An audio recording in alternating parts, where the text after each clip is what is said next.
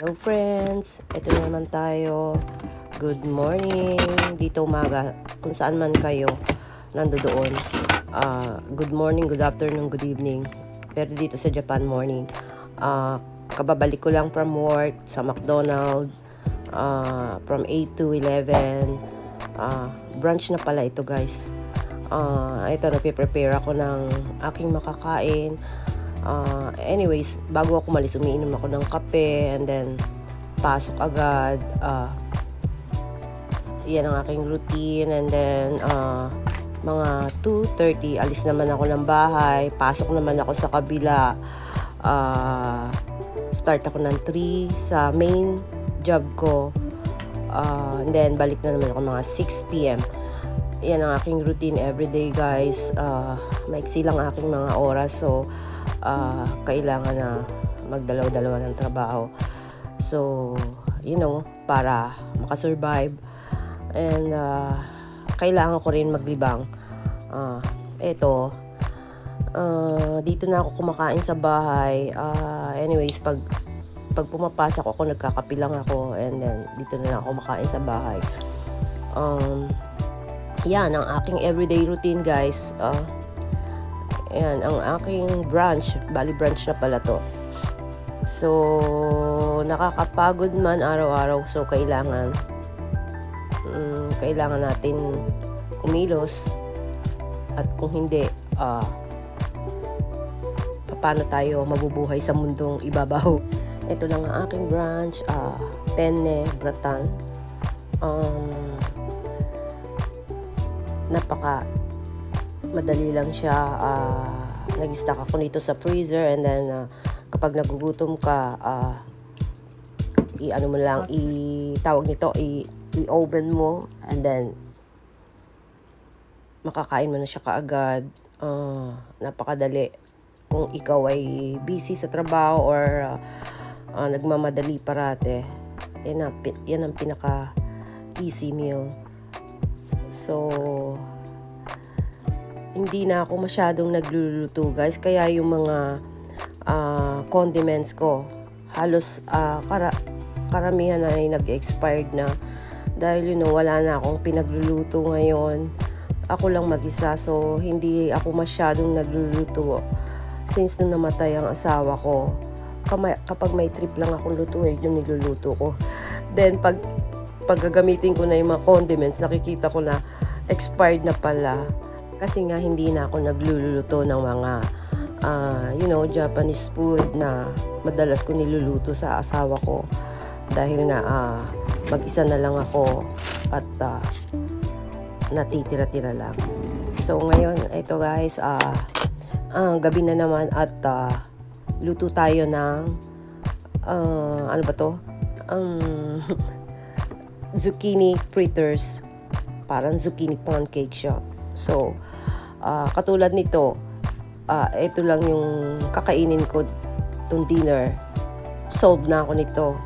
At least easy and healthy meal. Sa gabi, okay na siya.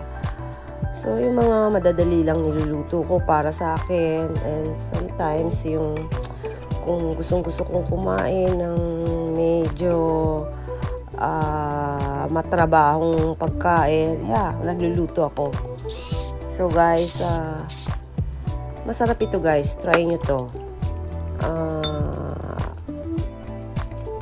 Napakadali lang niya guys. So kung mapapanood nito, sundan nyo lang ang aking video, sundan nyo lang to step by step pa. Napakadali lang guys, kahit sino pwedeng gawin ito at masarap pa and healthy.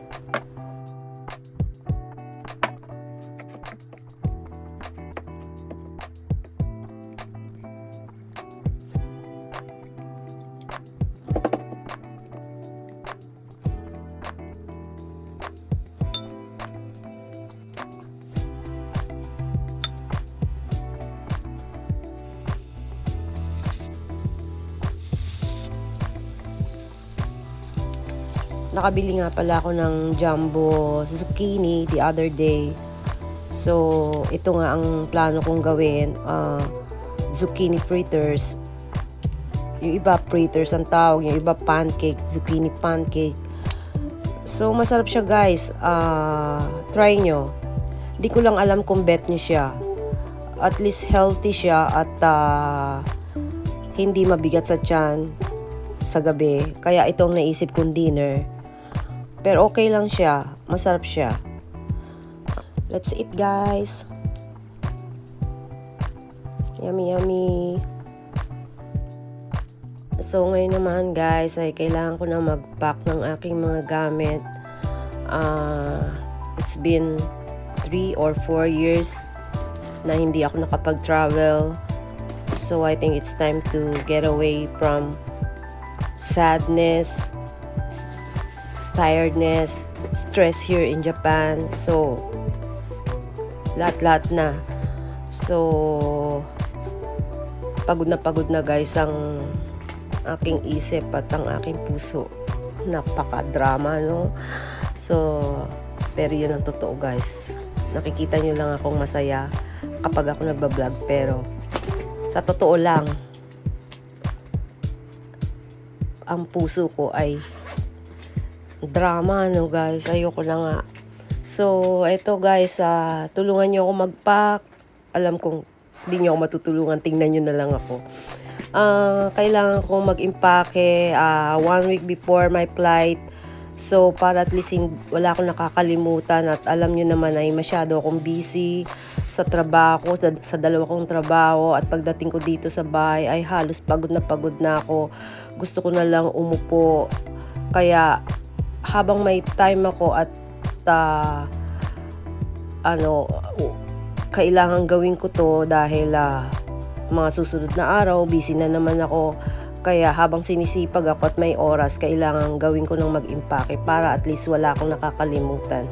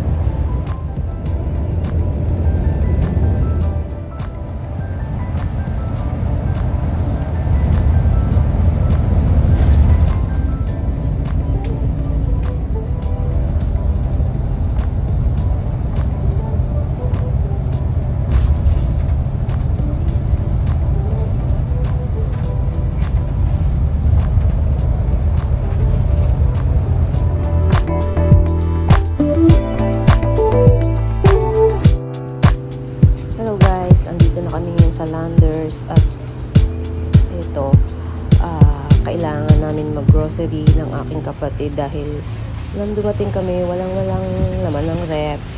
So kailangan namin mag-grocery para naman may makain kami sa bahay. At eto nga pala, ngayon lang ako nakapunta dito sa Landers at malaki pala siya. Before, meron akong membership card sa yung isa SNR, pero mas naganda na ako dito sa Landers. Maraming choices, napakadami talaga at malaki siya. So ito, nag-i-enjoy ako, nag-i-enjoy sa second brother-in-law na pamilya dito.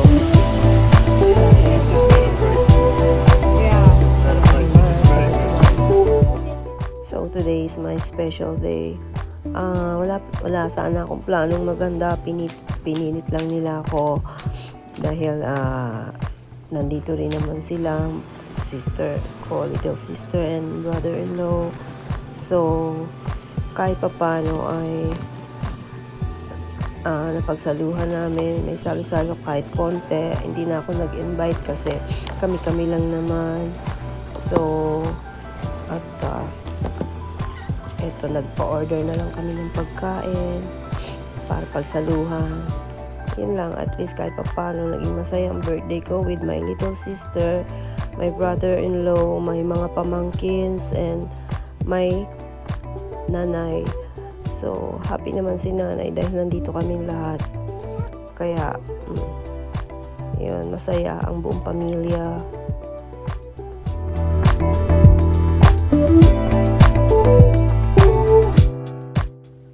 Ito, ang bayaw ko ay nag-invento ng sarili niyang happy birthday. Kinakantahan niya ako. Hindi ko alam kung saan niya nakuha tong tono na to, happy birthday. Kaya nakakatuwa rin naman. Nag-enjoy kami lahat.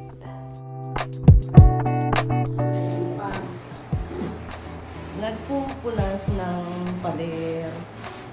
O, lalagay ka, baka malay mo sumikat ka, Shirley, sa TikTok. Punasan mo na lang kaya, Shirley. Mahirap yan eh. Okay. Put the fan. Can somebody put the fan? The other side. The fan. The pan? Yeah. Okay, Oh. wait. Marius, anak ka. Nanay! Mami! Smile! Smile ka daw na, smile. Yun o, Smile! Halika dito! tumingin kay Ate Malu. Smile! Oh. Smile! Wait ka daw, tumingin kay Ate Malu. Smile!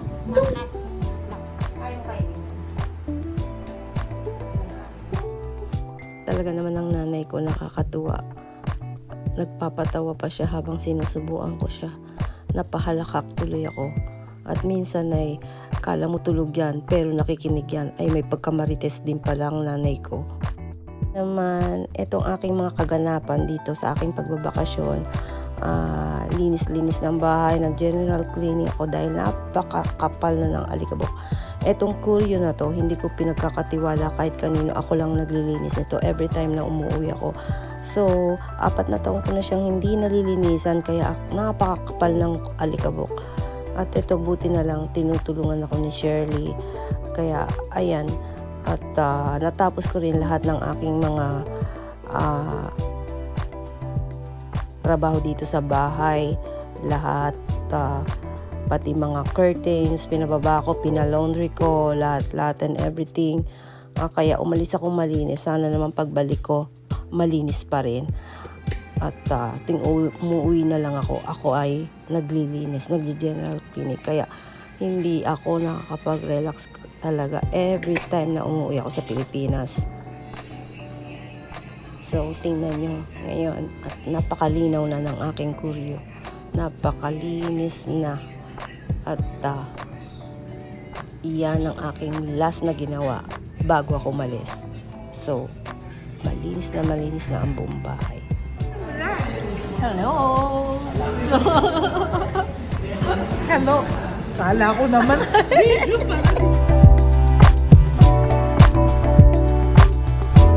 Hello! Ayan. Cousin namin si Debbie. Si Esther. Si Isa. Saan ka nasahin ko? Sino to?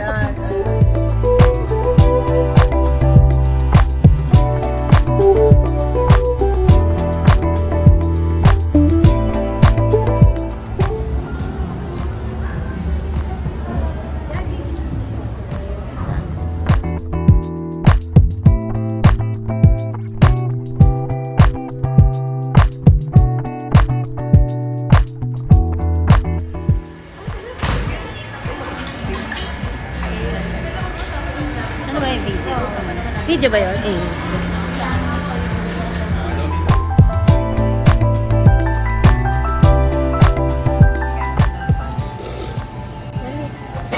Wait. My wonderful family, we're gonna have a wonderful dinner before my sister is departing to Japan Thank you. tomorrow. We love you guys. I love you guys. Ate,